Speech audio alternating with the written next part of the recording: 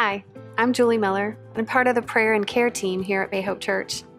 This summer, Pastor Matthew's been doing an amazing series on miracles, and last weekend we got to hear about the story of the feeding of the 5,000. This story is one that's actually really special to me. God has used it so many times over the years to grow me and to teach me. And you know what's neat is if we look at the Bible, we can tell that this story in particular is really important to God too. One way that God uses to show the importance of something is repetition. And aside from the resurrection of Jesus Christ, the feeding of the 5,000 is the only miracle story that's in all four Gospels. In Matthew, Mark, Luke, and John, we read about how Jesus takes this little lunch of bread and fish and multiplies it to feed 5,000 men and their wives and children. But it's not until we get to the fourth rendition, the one in John, where we see where this little lunch came from.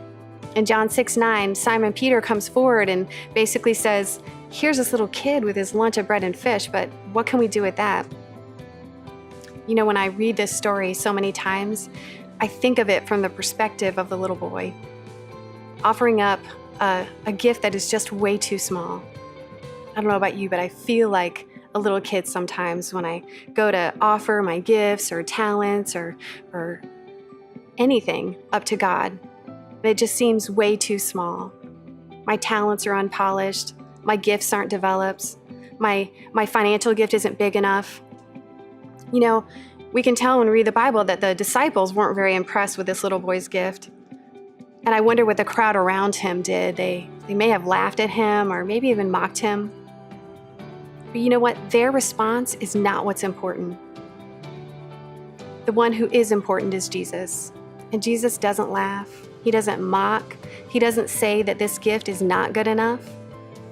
He reaches down like the gracious Father that he is, and he takes that tiny little gift and he lifts it up and gives thanks.